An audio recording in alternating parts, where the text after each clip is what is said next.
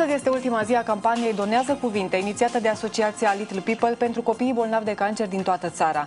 Din prima zi a campaniei, 4 februarie, Ziua Mondială de Luptă împotriva Cancerului, și până astăzi, 15 februarie, Ziua Internațională de Luptă împotriva Cancerului la copii, pe pagina de Facebook a asociației au fost postate sute de mesaje de încurajare.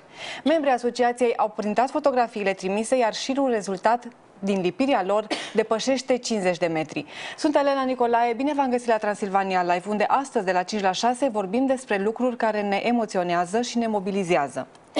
Înainte însă de a ajunge la campania Donează Cuvinte, vă propun să le cunoaștem pe cele mai micuțe bucătărese din România. Joaca de-a bucătăreală a devenit un lucru serios pentru două fetițe de 3 și 6 ani. După ce au primit de la Moș Crăciun o bucătărie pe măsura lor, complet utilată, Jennifer și Stephanie au început să-și petreacă tot mai mult timp gătind. Mama fetelor, care a locuit mai mulți ani în Japonia, le-a dezvoltat pasiunea și a creat un blog și o pagină de Facebook unde mini-bucătăresele își postează rețetele.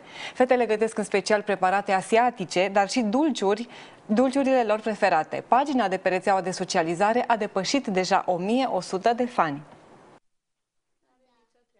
Jennifer și Stephanie sunt două fete vesele din Miercurea Ciuc, cărora le plac desenele animate și broscuța lor țestoasă, Gogu. Fetele au început să gătească în urmă cu mai bine de un an, iar în vară și-au deschis blogul minichefs.blogspot.ro. Acolo au postat deja rețete de sushi, pentru că scopul creării blogului a fost să demonstreze că gătitul și mai ales pregătirea mâncărurilor asiatice e joacă de copii. La început se jucau cu unelte de plastic, apoi Stephanie a început grădinița la grupa Waldorf și acolo făcea pâine, avea 2 ani jumătate. Și am zis, dacă ea poate să facă pâine la vârsta asta, acasă de ce nu face oare? Și am început să facem și acasă. Încetul cu încetul am început. Apoi am început să facem filmulețe, ca să vadă toată lumea cât e de ușor, de fapt. Și ultima oară am făcut sushi, fiindcă este concepția asta că sushi e foarte dificil și uite că nu e. S-au descurcat. După mai mulți ani în Japonia, mama fetelor le-a obișnuit pe acestea cu mâncarea japoneză și preparatele asiatice. Fetelor, să-mi spuneți, vă place să gătiți? Da, ne place foarte mult. Ne place. Și ce vă place să gătiți cel mai mult? Sushi. Da, sushi. Și care e mâncarea voastră preferată? Sushi. Și dulciuri? Ciocolată. Ciocolată. Pe viitor, fetele se văd bucătari de sushi. Deci vreți să fiți bucătari? De sushi. Da. Și vreți să lucrați aici în România sau vreți să plecați în altă țară, în Japonia, unde se face sushi? Japonia. Japonia. Pentru a ne demonstra talentul în bucătărie, fetele au pregătit o rețetă de biscuiți. Noi vom face biscuiți cu șofran și stafide.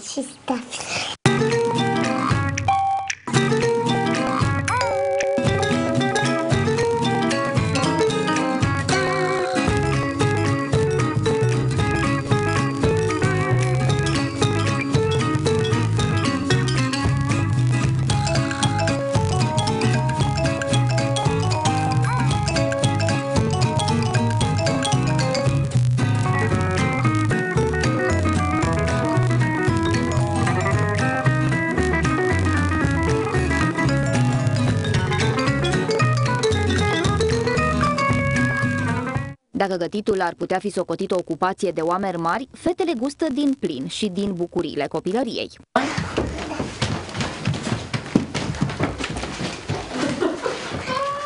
Aici sunt toate jucăriile. Da, aici sunt toate jucăriile. Și care e preferata voastră de acolo? Asta. Din jocurile zilnice nu lipsește nici Gogu. Câteodată stă cu minte, câteodată nu. Da. De cât timp îl aveți? Destul de mult. Da. Câțiva ani? Da. Nu. Rețetele fetelor pot fi găsite atât pe rețelele de socializare, cât și pe blogul Minichefs. Alexandra Păcurar, colega mea care a fost acasă la fete la Miercurea Ciuc, a venit acum alături de noi. Bine ai venit, Alexandra! Bine te-am găsit, Elena! Cum ai aflat despre aceste două minunății? Întâmplător, am un prieten care este pasionat de mâncare asiatică și, având în vedere că și mama fetelor are aceeași pasiune și are și ea un blog în care pune rețete ceva mai complicate, rețete asiatice, așa am reușit să iau legătura cu mama fetelor în primul rând și apoi să și ajung la Miercurea Ciuc să le cunosc personal.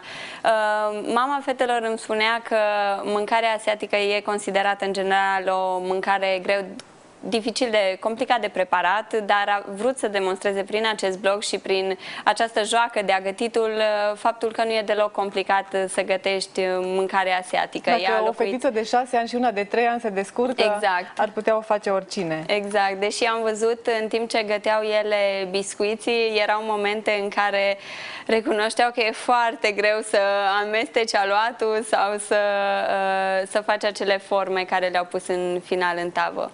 Noi am gustat cu toții din biscuiții preparați de cele două mini-chefs, pentru că Alexandra s-a abținut și ne-a adus și nouă câțiva. Au fost foarte buni, ne-am bucurat și aveau o aromă pe care nu reușeam să o identific. Am aflat din material că era vorba despre șofran, nu știam că se potrivește cu Da, aveau șofran și aveau apă de trandafiri. Ele folosesc foarte multe ingrediente care sunt aduse din Asia.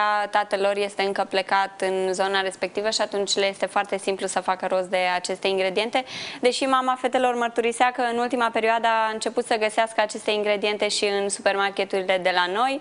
Oricum, sunt convinsă și se poate vedea pe blog că toate ingredientele sau cei care nu găsesc anumite ingrediente pot să interacționeze cu fetele sau cu mama lor și până la urmă o să găsească o soluție și o să își poată procura aceste ingrediente. Ceea ce m-a surprins a fost naturalețea fetelor în fața camerei de filmat. Ele probabil erau obișnuite cu filmulețele pe care le făceau împreună cu mama lor. Ce anume folosește mama lor când le filmează? Au o cameră profesionistă? Nu, e o cameră de filmat simplă, nu au o aparatură specială, dar au acel trepied pe care montează camera, pregătesc masa. Noi am filmat în bucătărie pentru că am vrut să vadă toată lumea bucătăria lor specială. Este o bucătărie pe măsura lor, au aragazul, au un cuptor special. Mama fetelor nu le lasă încă să folosească aragazul sau chestii care pot să reprezinte un pericol pentru ele, dar sunt tot timpul supravegheate și cuptorul este un cuptor electric, astfel că nu e nevoie să se joace cu focul cum ar veni. Noi am vrut să filmăm acolo să se vadă bucătăria pentru că erau foarte încântate de această bucătărie primită de la Moș Crăciun, dar de obicei pentru blog filmează la o masă în sufragerie unde le pregătește mama lor. Pentru cei sceptici care s-ar aștepta ca fetele să fie folosite doar ca imagine, le recomand blogul fetelor, unde există filmulețe în care se vede efectiv cum ele amestecă ingredientele, pregătesc totul pentru noi. Acum urmărim niște imagini de la prepararea sushi-ului. E chiar momentul de final. Foarte mari fan sushi. Prima dată când le-am întrebat ce vor să devină când sunt mari, mi-au răspuns că sushi. Am înțeles eu de acolo că era vorba de bucătari de sushi, erau foarte simpatice cum încercau ele să explice așa pe limbajul lor. De asemenea, spunea mama fetelor că Stephanie, cea mică, este foarte pasionată și de televiziune și ar plăcea să lucreze în televiziune. Noi când am fost acolo, ea a fost cea care a luat interviuri prin casă, inclusiv broasca testoasă a fost intervievată. Exact, nu a scăpat nici ea. Și erau foarte simpatice și foarte zâmbitoare. În niciun caz nu e vorba de folosirea lor pentru a obține, nu știu, trafic pe internet sau, nu știu, mai multe vizualizări ale blogului sau chestii de genul ăsta. Se vede de altfel că sunt foarte mândre de ceea ce fac, foarte încântate de rezultatul pe care îl obțin și... Ele gătesc doar când vor, doar ele propun sau inițiază o anumită rețetă. Mama lor nu este cea care le spune, uite, fetelor, astăzi gătim, exact. Ele hotărăsc când au ele chef sau dacă vor să-și prepare un desert sau acei biscuiți care sunt foarte simplu de făcut, doar atunci se filmează sau sunt postate rețetele pe blog. Am aflat din materialul tău că pagina lor de Facebook a depășit deja 1100 de fani. Sunt ele conștiente de audiența pe care o au? Nu, vorbeam cu ele despre colegii de la școală sau de la grădiniță, dacă le întreabă, dacă știu despre blog, dacă le-au văzut pe Facebook și îmi spuneau că nu. Mama fetelor mi-a spus că unii vecini le mai opresc afară în parc sau pe scara blocului și le felicită pentru o anumită rețetă sau chiar le cer anumite sfaturi. Detalii suplimentare. Exact, dar în niciun caz ele nu conștientizează și nu se preocupă foarte mult de aspectul ăsta. Cum învață să facă o rețetă? Pentru că am urmărit filmulețul cu rețeta pentru sushi și nu am surprins-o pe mama lor șoptindu-le ce anume să folosească. Nu, pentru că nu se întâmplă chestia asta. Ele au învățat să gătească împreună cu mama lor, erau mai întâi ajutoarele în bucătărie și apoi, repetând experiența, au învățat ce și cum trebuie să facă. Singurul lucru care se întâmplă pe măsură ce avansează cu rețeta și la o anumită filmare este ordinea în care trebuie amestecate ingredientele. Asta le mai șoptește mama lor. Exact, asta. Oricum, din ce am văzut eu la filmare, fetele nu respectă ce le spune mama, au amestecat exact cum au vrut ele, chiar dacă li s-a șoptit ce trebuie să amestece și cum, ele au făcut exact cum au simțit ele, au pus exact în ordinea în care au vrut ingredientele. Până la urmă, oricum a ieșit bine, așa că nu a fost nicio problemă. Copiii se plictisesc foarte repede de orice activitate, oricât de interesantă ar fi ea. Cea mică, Stefanie, s-a plictisit în procesul preparării biscuiților? Nu, în niciun caz. Ea consideră chestia asta, o ia foarte în serios așa și îi place că poate să facă ceva ce doar oamenii mari fac de obicei.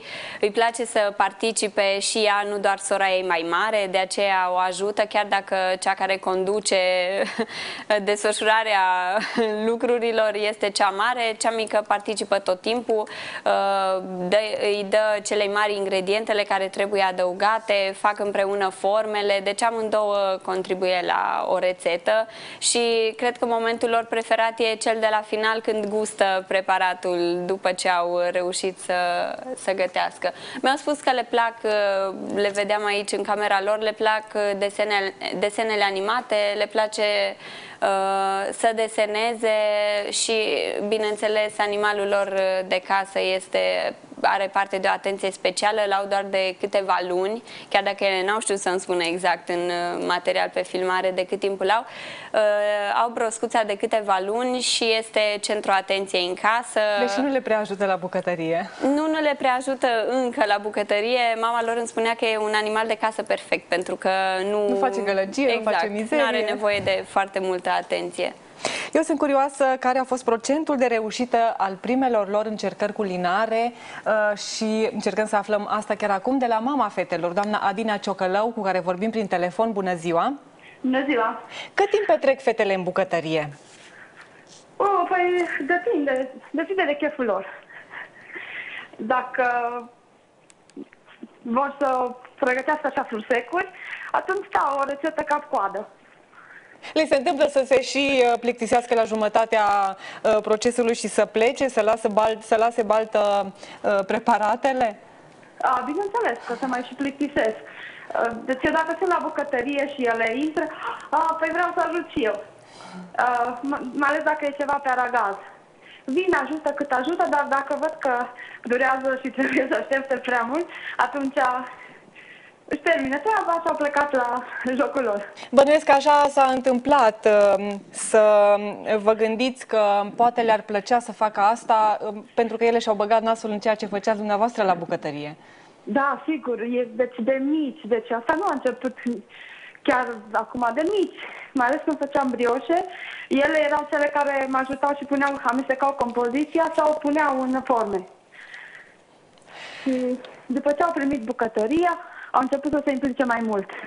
Apropo de această bucătărie, eu sunt foarte curioasă de unde a reușit Moș Crăciun să facă rost de ea, pentru că e pentru prima dată când aud că există bucătării în miniatură, în așa fel încât să poată copiii să le folosească. După ce fetița mea a făcut un an la grădinița Waldorf, mi-am dat seama cât de importante sunt materialele naturale, lemn, sticlă, și deci n-am vrut în niciun fel să aibă bucătărie de plastic. Am văzut că e foarte important. Putem să încercăm și în experimentul ăsta. Punem mâna pe bucată de plastic și apoi atingem o bucată de lemn sau de hârtie și să vedeți ce altfel se simte. Și așa am început să ne gândim la o bucătărie de lemn. Și am înțeles că Moș Crăciun a lucrat la acest proiect.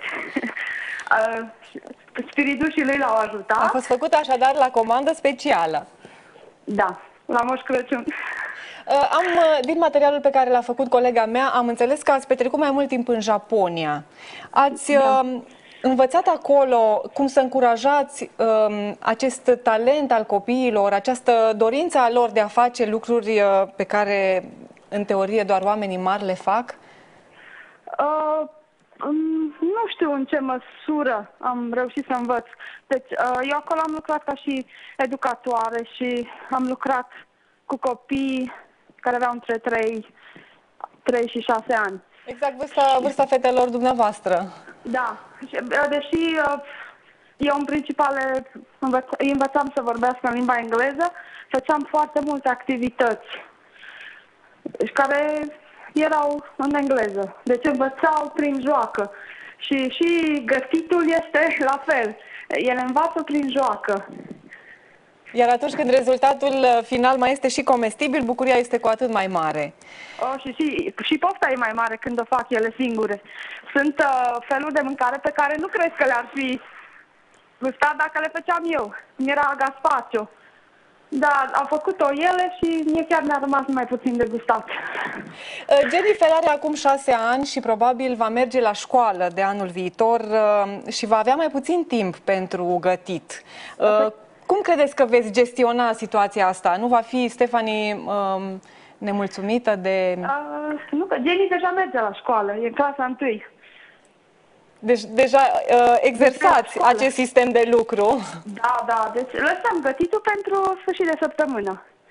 Că ele mai au și alte activități pe lângă școală și gătit. Apropo de alte activități, noi am fi vrut să vorbim și cu fetele, dar am înțeles că Jennifer este la oră de arte marțiale acum. Da, face karate Shotokan. Karate Shotokan. Și Stephanie? Stephanie încă nu, că e prea mică, dar pentru ea ne gândeam la dans. Deci, așa, activitățile extra depind foarte mult de preferințele lor și de caracterul lor, de capacitățile lor. Eu sunt curioasă, cum le prezentați oferta? Le spuneți dinainte, ați putea merge la următoarele cursuri sau vin pur și simplu de la ele după ce văd un film sau un desen animat sau după ce aud de la colegi? De obicei nu le impun nimic. Și cu karatele am fost și ne-am uitat și i-a plăcut și s-a înscris. A vrut să facă și dansul de majorete. A fost foarte convinsă că o să-i placă și ne-am uitat, dar nu. După 2 minute a zis că nu-i pe gustul meu. Deci le las să-și facă ele alegerile proprii. Am înțeles că sunt foarte încântate de Gogu. Au încercat să-l convingă să le ajute la bucătărie? Da. Și Gogu presupun că se mărginește să le asiste plictisit de pe margine în cel mai fericit caz. Testoasele cer, deci lor le plac atenția. Așa cred că Gogu e în culmea fericirii. Are multă atenție. Alături de mine este și Alexandra Păcurar, colega mea care a fost în vizită și vrea să vă întrebe și ea ceva. Alexandra? Ceva ce nu am apucat să vă întreb când eram acolo, legat de blogul fetelor, cum vă gândiți să-l dezvoltați pe viitor, pe măsură ce fetele cresc? Păi când vor crește ele, atunci se vor putea ocupa ele. Deja ne gândim să înceapă să-și facă ele pozele. Eu le voi ajuta la editat, dar să înceapă să-și facă propriile poze. Încetul cu încetul, Jennifer își va citi rețetele, cel puțin ingredientele la început. Fiindcă acum am învățat să citească și... Deci în niciun caz nu veți renunța la acest blog? Nu. Păi eu nu vreau neapărat să învețe să gătească. Mai important e să se joace, apoi să cunoască mâncarea bună. Deci, când ele cresc, să trăiască sănătos, preparându-și singure mâncarea. Și când vor mânca la un restaurant, să recunoască un produs bun. Iată, la lucrul acesta nu ne-am gândit. Am întrebat-o pe Alexandra dacă fetele sunt conștiente de faptul că au 1100 de fani pe pagina de Facebook. Și spunea că deocamdată nu le interesează asta. Nu prea. Vreau să vă întreb cum se pregătesc pentru momentele acelea pe care le filmați. Se îmbracă, își aleg o ținută, se îmbracă dinainte, fac niște repetiții sau totul este spontan? Nu, totul e spontan. Deci, exact cum am făcut și când a fost Alexandra. Ele se îmbracă, dacă vor, că au fost și cazuri că n-au vrut și atunci am făcut fără, bineînțeles. Eu le pun ingredientele și la fiecare pas opresc și le spun ce au de făcut, fiindcă eu nu vreau să apar în video, nu vreau să... Cred că ăsta e și farmecul lor, că lucrează bine în echipă și că nu este niciun adult. Nu se aude niciun adult. Spuneați că ați lucrat ca educatoare în Japonia și probabil pregătirea pe care o aveți vă ajută să vă apropiați mai ușor decât alți părinți de fetele dumneavoastră, dar vreau să vă întreb această activitate în mod special. Cum contribuie la relația dintre un părinte și copiii lui?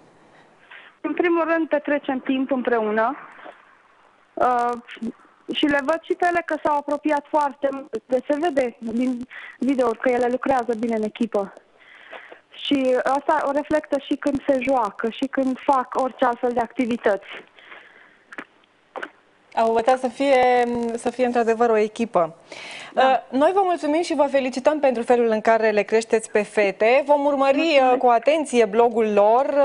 Eu chiar vreau în acest weekend să încerc una dintre rețetele pe care le propun ele, pentru că mi-a plăcut foarte mult fursecurile pe care le-au trimis. O să postăm rețeta de fursecuri. Le-au trimis la Cluj. Mulțumesc mult și felicitări încă o dată pentru cele două fete. Și noi. Mulțumim.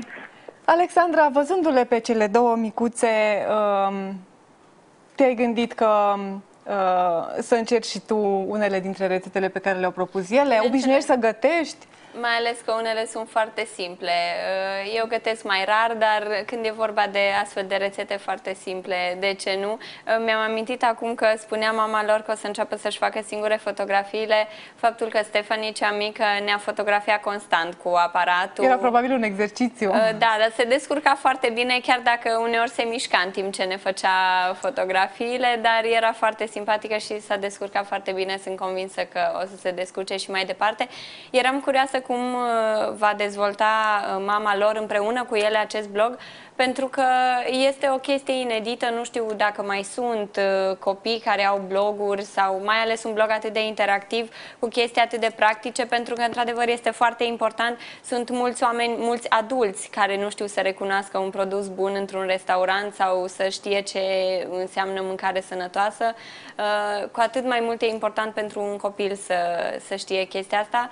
Și cred că un astfel de blog sau o pagină de Facebook merită urmărită, crescută și dezvoltată, mai ales dacă este pe un astfel de subiect. Probabil astfel am reușit și noi să le arătăm și părinților din Cluj sau din întreaga Transilvanie un model. Pot să urmărească și ei blogul de acum înainte, nu știu, să corespondeze cu fetele, poate cu mama lor, să facă schimb de rețete și de ce nu să se dezvolte chestiunea asta, pentru că este o chestie pozitivă care poate să ajute foarte mulți părinți și copii, bineînțeles. Asta vreau să întreb. E clar că pe cele două fetițe le pasionează gătitul, dar crezi că alți copii ar găsi la fel de interesant această activitate? Poate nu toți, dar cu siguranță mai există copii cărora le place să stea prin bucătărie și să-și ajute părinții sau să-i încurce, dar contează să sau poate din dorința placă. de a avea prăjiturele. Corect. Poate să-i motiveze suficient încât să... Exact.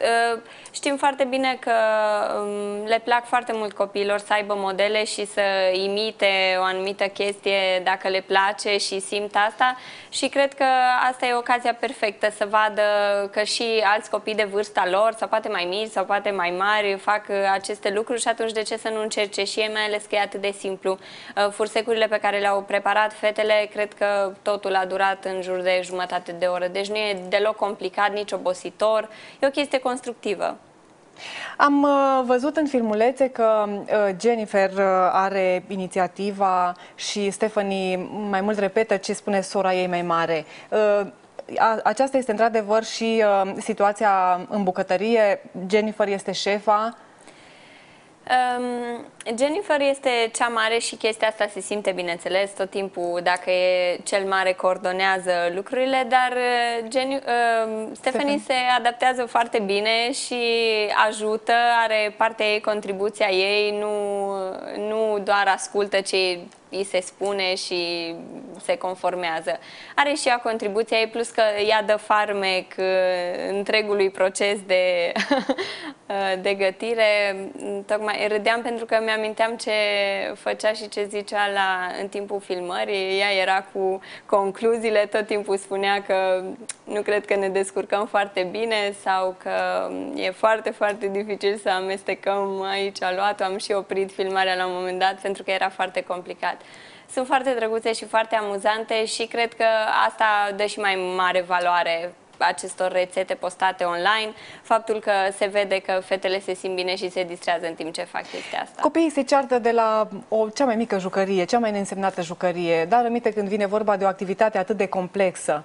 Ai surprins în timpul petrecut acolo vreun moment de tensiune între cele două bucătărese? Absolut deloc și am stat câteva ore cu ele, nu s-au certat deloc și îmi spunea mama lor că înainte să înceapă această activitate cu blogul și gătitul, se certau aproape tot timpul, dar acum se înțeleg mult mai bine și iată o modalitate dacă aveți copii care se ceartă sau care nu se înțeleg, poate o astfel de activitate exact, ar putea să îi apropie și să-i facă să se simtă ca o echipă, exact cum spunea și mama fetelor. Știai înainte despre fete, ai apucat înainte să mergi la Miercurea Ciuc să le vezi blogul, te așteptai să găsești armonia asta acolo la fața locului? Sincer, nu știam la ce să mă aștept. Cu siguranță mă gândeam că va fi distractiv, pentru că de obicei copiii fac toate lucrurile să fie mult mai distractive și mai amuzante, pentru că sunt foarte naturali exact. Și sinceri. Dar nu știam cum sunt sau cum se petrece exact, cum gătesc o rețetă sau cât de mult le ajută mama lor. Deci m-au surprins prin faptul că au fost totul la decurs natural și foarte firesc și n-au simțit că trebuie să facă ceva pentru că așa le spune mama lor, pentru că vor fi filmate sau din contră. Asta vroiam să întreb, dacă prezența unei camere profesioniste absolut deloc produs emoții. Ele s-au împrietenit cu toată echipa și cu colegul meu cameraman cu care am fost și am filmat. Ne-am simțit foarte bine acolo, fetele au fost foarte amuzante și nu s-au comportat deloc ciudat sau nu s-au simțit deloc jenate, mai ales după ce am trecut de momentul în care ne-am cunoscut, ne-au explicat despre Gogu, despre ce fotografii aveau în camera lor, ce desene le plac, desene animate. Am trecut peste partea asta și după aceea totul a mers strună. Au așteptat cu nerăbdare reacția voastră când ați gustat produsul finit? Bineînțeles, dar am gustat deodată, au gustat și ele cu noi să vadă și cred că mai important decât reacția noastră a fost reacția lor. Să vadă, deci dacă lor le-a plăcut, înseamnă că le-a reușit rețeta. Nouă ne-au dat mai puțină atenție când am gustat biscuiții, însă aveam și limonadă, ne-au servit și cu limonadă și ne-au explicat și cum se face limonada și ce conține. Avea și mentă sau busuioc, nu mai țin minte exact, dar ele știau exact toate ingredientele, ceea ce este foarte bine. Indiferent dacă avem 3, 6 sau peste 20-30 de ani, merită să facem o vizită pe blogul celor două fete, pentru că vom avea, sunt convinsă, lucruri noi de învățat de acolo. Îți mulțumesc, Alexandra, pentru această poveste. Peste câteva minute, doamnelor și domnilor, vă aștept să facem bilanțul unei campanii care a descătușat multă emoție sub sloganul "Donează cuvinte de încurajare pentru copiii bolnavi de cancer". Rămâneți alături de noi!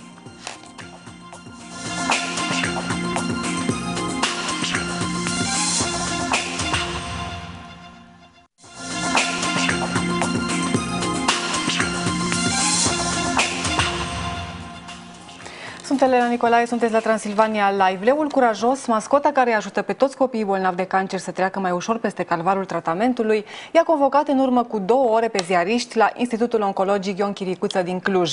Colegul meu, Cătălin Nunu, care a fost prezent la întâlnire, a venit să ne spună care a fost motivul acestei convocări. Bine ai venit, Cătălin! Bine te-am găsit, Elena. Întâlnirea cu Leul cel curajos a fost cel puțin una plăcută. Scopul este unul foarte nobil, unul frumos, unul plăcut. În schimb, din păcate, problema pentru care ei au ajuns acolo este una absolut neplăcută și îți mărturisesc că asta discutam cu ceilalți reprezentanți ai televiziunilor care au mai sosit acolo și nu numai. E un subiect foarte sensibil să ajungi să filmezi copii sau să-i vezi copiii care suferă de cancer și mulți dintre ei sunt în stadii destul de avansate. Leul cel curajos ne-a convocat acolo să ne arate un pic din ceea ce va pune în scenă în fața copiilor. E vorba de cei de la asociația Little People cu aproximativ 10-15 voluntari care au fost disponibili pentru acțiunea de la Institutul Oncologic Ion Chiricuță din Cluj. Ne-am întâlnit cu ei acolo, ne-au arătat un pic din ceea ce urmează să prezinte copiilor în saloane. Am discutat cu ei, i-am întrebat de ce fac asta de atâta vreme deja, pentru că o fac în mai multe județe din țară. Au ajuns chiar în Republica Moldova, începând cu luna ianuarie a acestui an. Așadar, Leul cel curajos ar putea deveni primul simbol al unei acțiuni de asemenea fel care să fie exportat din România în celelalte țări din Europa. Cred că a fost foarte bine primit acest proiect și știu că și voi și Transilvania Live s-a implicat în el. Vorbesc de acel proiect în care au fost adunate fotografiile care transmiteau niște cuvinte de încurajare și au cerut foarte puțin reprezentanții Asociației Little People de această dată, au cerut doar câteva minute din timpul nostru al fiecăruia și un gând către copiii care suferă de cancer. Un cuvânt, uite, voi ați împărtășit cuvântul speranță și a ajuns în acea înșiruire de peste 50 de metri, chiar mai mare, de fotografii. Vorbim de peste 800 de fotografii doar până la ora la care noi ne-am întâlnit cu ei, însă fotografiile continuau să sosească. Ei au estimat că peste 3000 de persoane au trimis fotografii și s-au implicat în această campanie. Eu îți propun să vedem ce anume s-a întâmplat astăzi la ora 3 la întâlnirea cu Leul Curajos și revenim în platou. Astăzi avem o zi foarte, foarte mare și deosebită și specială, pentru că noi credem că aproape toată țara a implicat în campania noastră care numește Donează cuvinte.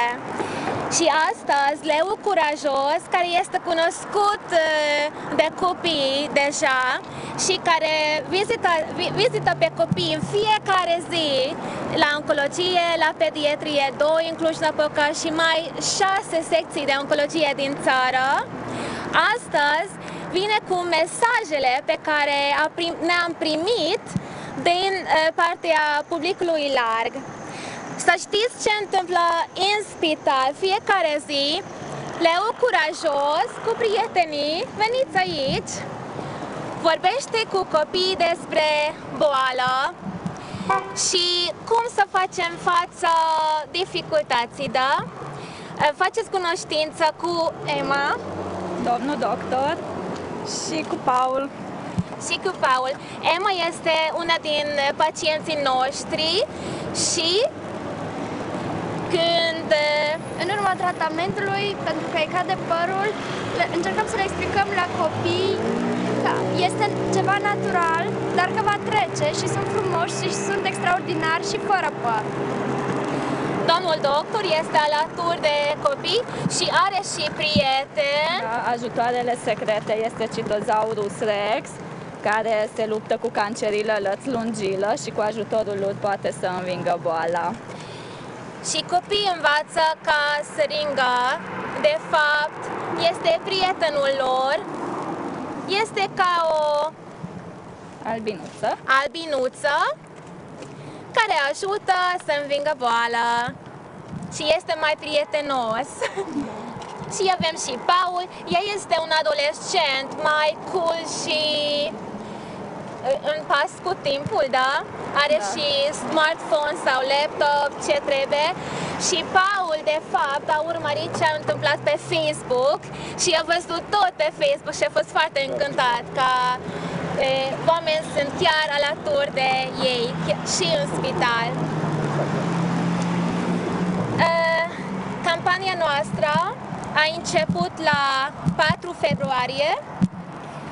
Între 4 și 15 februarie astăzi am primit mai mult de 800 de fotografii, dar încă așteptăm fotografii, deci știm că până la sfârșitul campaniei avem mai mult de 1000 de fotografii cu mesajele de încurajare din partea mai mult de 3000 de oameni care a acționat, s-a alăturat campaniei din 23 țări.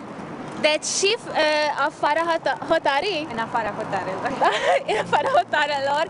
Astăzi, la Ziua Internațională Luptei împotriva cancerului la copil, vrem să facem un mesaj special pentru public larg și pentru cei copii care sunt în secție sau tineri care luptă împotriva cancerului. Și vrem să încurajăm în mod special, pentru că Asociația Little People România are un program care se numește Nu mi-e frică, un program de a ajuta copiii și tineri să treacă prin tratament. Și Leu Curajos este rolul principal în această școală curajului și până acum ei, mergând prin program, niciodată n-au întâlnit cu leu și am gândit că astăzi, în 15 februarie, este cea mai potrivită zi să întâlnească cu eroul care ar putea să încuraja pe ei. Pentru că și Leu Curajos a fost bolnav, a fost la tratament și poate să încuraja pe ei în mod special. Astăzi, Leul cel Curajos i-a vizitat pe copiii de la secția de pediatrie a Institutului Oncologic Ion Chiricuță imediat după această întâlnire cu presa, însă reprezentanții Asociației Little People au pornit la drum pentru că au dorit să adune și de pe stradă, de la oamenii care în această după-amiază s-au plimbat prin centrul orașului, cuvinte de încurajare pentru copiii care suferă de cancer. Noi vorbim acum prin telefon cu una dintre reprezentanții Asociației Little People, Carina Copriva, care a fost alături de noi la lansarea campaniei. Bună ziua, Carina! Bună ziua și mulțumim frumos pentru că v-ați gândit la noi. Noi mulțumim că ești alături de noi acum. Vreau să te întreb care a fost reacția oamenilor pe care i-ați întâlnit astăzi pe stradă. Câte cuvinte de încurajare ați reușit să mai adunați? Am strâns 10, poate chiar sute de cuvinte. Astăzi a fost incredibil. Oameni care, chiar dacă nu știau despre campania noastră, s-au oprit pe stradă și ne-au lăsat mesajele lor, de la copii de școală generală și până la persoane mai în vârstă. Toți au dorit să fie alături de copii și să-i sprijine într-un fel sau în altul. Inițial, această campanie a avut ca termen de desfășurare 4 și 15 februarie, astăzi fiind Ziua Internațională de Luptă împotriva Cancerului la Copii. Vor putea cei care au aflat mai târziu de această campanie să trimită în continuare cuvinte de încurajare pe site-ul Asociației Little People? Bineînțeles, așteptăm cu mare drag în continuare mesajele tuturor, pentru că contează foarte mult să se vorbească despre această boală în societate și copiii să știe că nu sunt singuri și că nu sunt speciali numai pentru că trebuie să se înfrunte cu ea. De altfel, pagina de Facebook a Asociației, unde au fost postate toate aceste mesaje, are până în acest moment 9862 de like-uri. Carina, știu că voi ați reușit la finalul anului trecut și începutul acestui an să duceți Leul Curajos dincolo de hotare în Republica Moldova. Care a fost acolo reacția? Pentru că în România începuturile au fost destul de grele, având în vedere că nici medicii din spitale nu erau pregătiți pentru a lăsa niște oameni practic necunoscuți să vină de câteva ori pe săptămână și să stea alături de copii în timp ce aceștia sunt internați la spital. Cum a fost primită Asociația Little People acolo în Moldova? Reacția atât a cadrelor medicale cât și a copiilor din Chișinău a fost incredibilă. Ne-au primit cu brațele deschise. Mulți dintre ei care au fost la cursuri de specializare în spitalele din România deja știau de existența programului nostru și de eroul programului Leul Curajos și le-au povestit copiilor, iar în momentul în care Leul Curajos a venit în persoană să îi întâlnească, aceștia au fost mai mult decât entuziasmați. Ne bucurăm foarte mult de acest lucru. Am văzut, Carina, între fotografiile trimise pe pagina de Facebook a Little People, foarte multe fotografii trimise din orașe din Statele Unite, din Canada, de peste tot din lume. Cum au aflat acei oameni de Leul Curajos? datorită prietenilor noștri dragi, care ne susțin de fiecare dată, care la rândul lor au dat mesajul mai departe și astfel acesta a ajuns în locuri unde nici măcar nu visam că o să ajungă, într-adevăr din țări exotice la care ne gândim numai de la televizor și astfel, deci pur și simplu de la fiecare a dat mai departe mesajul și așa am ajuns să avem reacția pe care am avut-o. Sunt convinsă că fiecare dintre voi a urmărit cu nerăbdare pagina de Facebook zilele acestea pentru a vedea ce mesaje, cine și ce mesaje mai transmite. Pe tine personal, ce mesaj te-a impresionat cel mai tare? Au fost mai multe. Nu cred că poți să alegi vreunul pentru că toate au fost foarte frumoase, însă m-au impresionat mesaje din partea tinerilor care, de exemplu, am avut chiar acum în campanie niște tineri care pur și simplu mergeau cu bicicleta în centru și le-au transmis mesaje care au semnificație și au rezonanță la cei de vârsta lor, ca și Ride Fast. Deci un mesaj simplu care, în mod normal, poate nu să avea înțelesul pe care îl are, însă pentru copii contează foarte mult. Nu cred că putem alege, toate au fost deosebite. Îți mulțumesc mult, Carina, pentru intervenție și succes în adunarea de cuvinte de încurajare. Sunt convinsă că așa va fi, pentru că scopul este mai mult decât nobil. Cătălin, revenind la întâlnirea voastră de astăzi, crezi că un asemenea program este potrivit, este suficient pentru în sistemul medical românesc? Acum nu știu dacă putem generaliza atât de mult sau să vorbim în general despre tot sistemul medical românesc, însă cred că pentru copiii care se află acolo, orice gest care îi scoate un pic din ceea ce se întâmplă zi de zi, tot timpul întâlnirea cu medicii, mersul la chimioterapie, întâlnirea cu părinții care zâmbesc probabil doar cu jumătate de zâmbesc doar în fața copiilor. Doar în fața copiilor. Deci cred că orice se întâmplă în afara acestui mediu este mai mult decât binevenit pentru ei. Cred că au petrecut câteva ore frumoase, pentru că noi evident nu am putut să intrăm să filmăm acolo înăuntru, dar sunt sigur că au fost niște ore foarte frumoase. Nu știu dacă nu mai sunt încă acolo înăuntru.